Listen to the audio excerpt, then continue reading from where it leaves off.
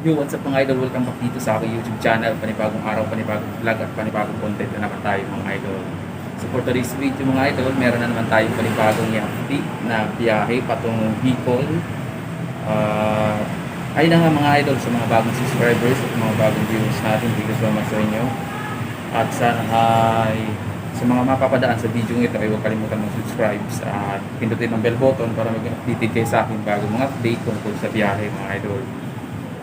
So, mga idol, bago tayo magpatuloy, ay gusto ko i-shout out at gusto kong pasalamat sa ating mga bagong viewers at mga bagong subscribers. So, mga idol, disclaimer lang po, ang update natin ngayon ay kung ano yung inilabas at ibibigay na information ng isang bus company, yun din po ang ibibigay ko sa inyo mga idol.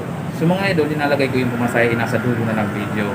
Mas maigi po kung panoorin nyo ng buo yung video para hindi kayo malito sa mga binibigay kong information tungkol sa biyahe mga idol. Sa mga idol, hindi ko na patatagalin at magsimula na tayo.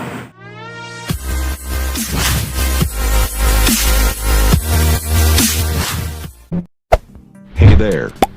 Subscribe to my channel. And also press this bell icon. Mga idol, welcome back dito sa aking YouTube channel. Ang i-update po natin ngayon na base pa po ang Pubis Line.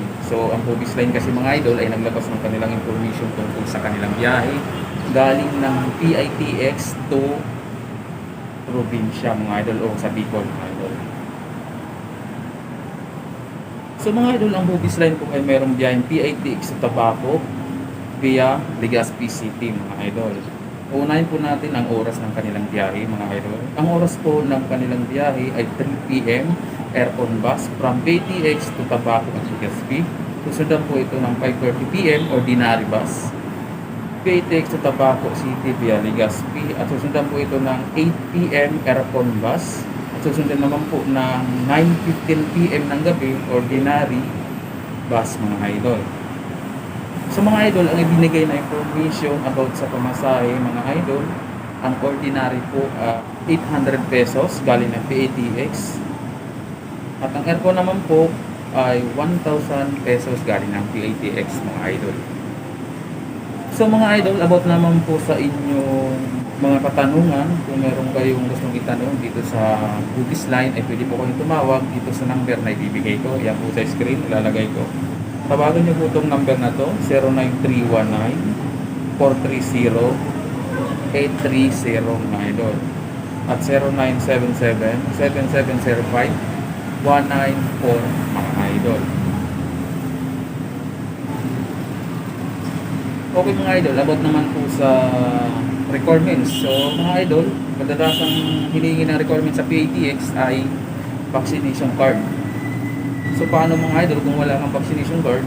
So kung wala kang vaccination card o hindi ka pa fully vaccinate, meron po sa PITX na antigen. So kung hihingiin ng Pubis Line ng requirements nila ay full vaccinate, halimbawa hindi pa kayo full vaccine, doon po kayo sa PITX magpapa-antigen. Matatagpuan po yung antigen area doon po sa third floor ng PITX. Pag negative po kayo, automatic magbiyahe na po kayo. Pero kung pag positive kayo o kung may sintomas kayo, hindi kayo papayagan. So magiging kumbaga hindi kayo papayagan magbiyahe at pwede nyo kunin yung pumasahing ibinayad nyo at sa mga susunod na araw naman kayo pwede magbiyahe. So mga idol, kung hindi ka pa rin nakapag full vaccinate, ganun pa rin ang mangyayari is mag-antigen pa rin yan. So mga idol, sa mga nagtatanong sa akin kung saan ang PITX, ang PITX po ay matatagpuan sa Parañaque City. Kung kayo po ay galing ng Guadalupe o galing kayo ng Cubao o Pasay, magsakay kayo ng carousel. At yung carousel po ay doon na ang pinakalas na terminal niya sa PITX mga idol. So mga idol, yan lang po ang update natin sa Pubis Line. Na biyahin Albay, Tabaco City, Legazpi at Tiwi mga idol. Yan po yung nilabas nilang bagong information tungkol sa kanilang biyahe. At kung may mga katanungan kayo mga idol, pwede po kayo mag-comment yan sa baba sa comment section. At pag nabasa ko po yan, agad ko yung replyan. So kung gusto magpa-reserve po, pwede kayo tumawag dyan sa binigay kong number.